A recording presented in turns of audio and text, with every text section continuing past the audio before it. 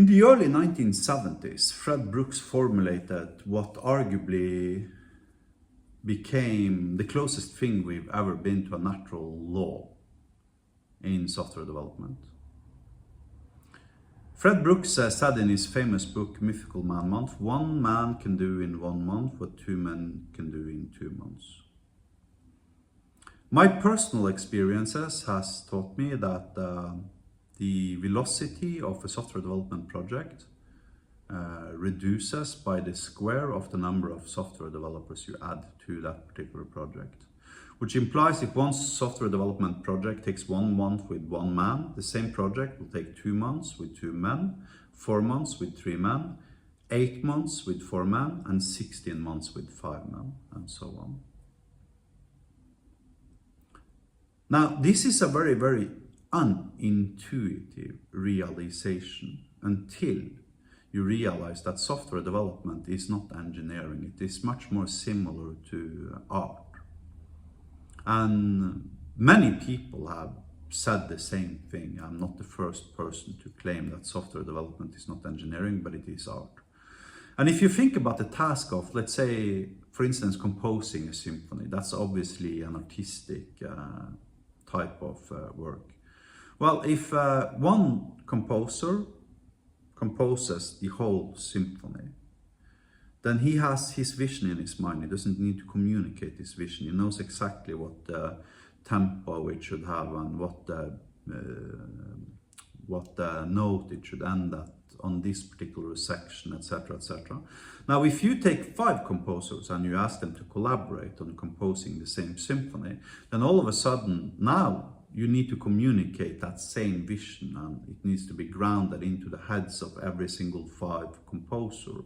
And then each of these composers needs to communicate with each other in order to make sure that they're transitioning from their part into the next composer's part painlessly, etc., etc.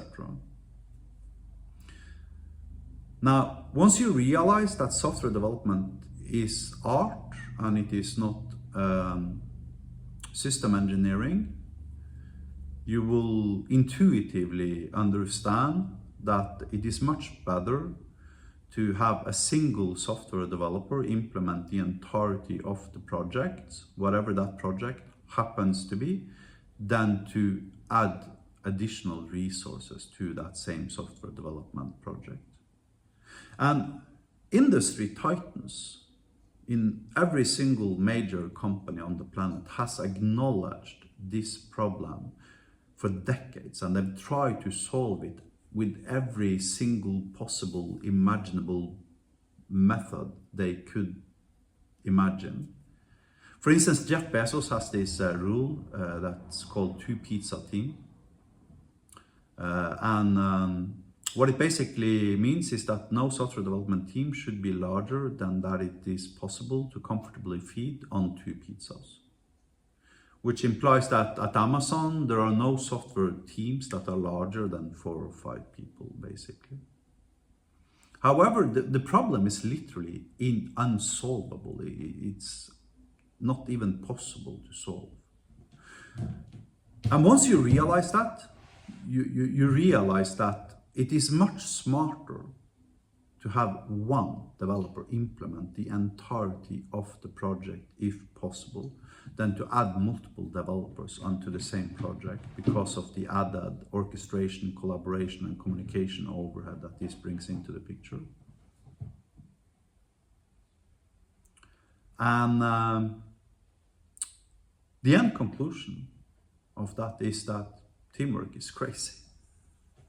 Teamwork is, you know, I mean, teamwork is like, you know, I don't even want to use the analogy, but you know, you want to have 1 wife or 5 wives. I mean, you know, you want to have, how much more happy? Okay, happy wife, happy life. Well, if I have a happy life, if I have 1 wife, would I be 5 times as happy if I had 5 wives? No way. Okay, you know, software development suffers from the same dilemma. And the only way you can actually solve Fred Brooks's problem is to realize that teamwork is crazy. When it comes to software development, teamwork is crazy. And the only way you can actually build a sustainable company consisting of more than one single software developer is to have individual software developers working on individual projects. Sometimes when you have larger projects, you can get away by deconstructing these projects into multiple smaller projects, ending up with like a microservice architecture. I hate that word for the record because it adds complexity and you're not really eliminating the communication overhead and parts like that.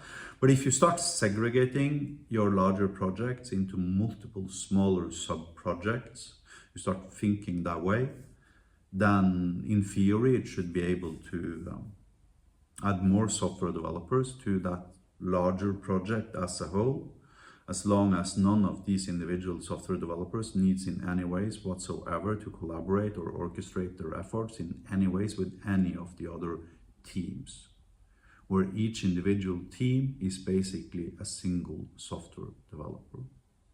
And this is one of the reasons why I refuse to hire, because I don't want a team. The only thing I will accomplish by having a team of software developers is to double my costs and halve my velocity. Have a nice day.